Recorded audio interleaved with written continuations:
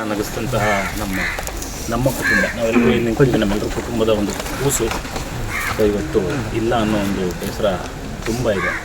ತುಂಬ ನೋವಾಗ್ತದೆ ವಿಷಯ ಕೇಳಿದಾಗ. ಯಾಕಂದರೆ ನಾನು ಇದುವರೆಗೂ ಮಂಗಳೂರಿನ ಗೆಳೆಯರು ತುಂಬ ಜನ ಇದ್ದಾರೆ. ನನ್ನ ಸೀಸನ್ 1 ಆಗಿರ್ಬೋದು, 2 ಆಗಿರ್ಬೋದು, ತುಂಬ ಜನ ಇದ್ದಾರೆ. ಆದರೆ ಯಾವುದೋ ಫಂಕ್ಷನ್ಗಳಿಗೆ ಅಂತ ನಾನು ಯಾವಾಗಲೂ ಬಂದಿರಲಿಲ್ಲ ಮಂಗಳೂರಿಗೆ. ಸೊ ಈ ಥರದೊಂದು ಇನ್ಸಿಡೆಂಟ್ ಆಗಿ ಈ ಥರ ಬರಬೇಕಾಯ್ತಲ್ಲ ಅನ್ನೋ ಒಂದು ಬೇಜಾರು ಭಾಳ ಇದೆ. ಒಳ್ಳೆ ಗೆಳೆಯ, ನಾನು ಹೇಳಿದಾಗೆ ಯಾರೂ ಕೂಡ ಅದನ್ನು ನಾವು ಎಲ್ಲಿ ಯಾರ ಜೊತೆಲಿ ನಗ್ನಗ್ತಾ ರಿಹರ್ಸಲ್ ಟೈಮಲ್ಲೂ ನಗ್ತಾ ಸ್ಟೇಜ್ ಮೇಲೂ ನಗಿಸ್ತಾ ಇದ್ದಂತ. ಅದೇ ನಾನು ಹೇಳಿದ್ನ ಈಗ ಇದೆಲ್ಲ ನಮ್ಮ ಕುಟುಂಬನೇ. ಇದು ಸೀಸನ್ 1 ಸೀಸನ್ 2 ಅಂತ ಹೇಳಿಲ್ಲ, ಎಷ್ಟೇ ಸೀಸನ್ಗಳಾದರೂ ಅದೆಲ್ಲ ನಮ್ಮ ಕುಟುಂಬದಿಂದ ಕೂಸು ಇರ್ತದೆ. ಒಂದು ಅಂತಂದರೆ ಸ್ವಲ್ಪ ದಿನಗಳಿಂದ ಸ್ವಲ್ಪ ವರ್ಷಗಳಿಂದ ಅವರ ತಂದೆನ ಕಲ್ತ್ಕೊಂಡಿದ್ರು ಅಂತ ಹೇಳಿದ್ರು.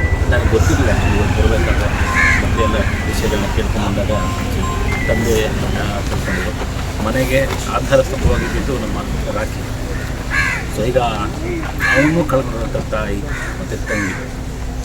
ಆದರೆ ನಾವು ರಾಖಿ ಇಲ್ಲ, ಆದರೆ ರಾಖಿ ಸ್ಥಾನದಲ್ಲಿ ನಾವೆಲ್ಲರೂ ಇರ್ತೀವಿ. ಆ ತಾಯಿಗೆ ತಂಗಿಗೆ ಸಪೋರ್ಟಾಗಿ ನಾವೆಲ್ಲರೂ ನಿಂತ್ಕೊತೀವಿ ಅಂತ ಹೇಳಿ ಇಷ್ಟಪಡ್ತೀವಿ. ಅವನ ಆತ್ಮಕ್ಕೆ ಶಾಂತಿ ಸಿಗಲಿ.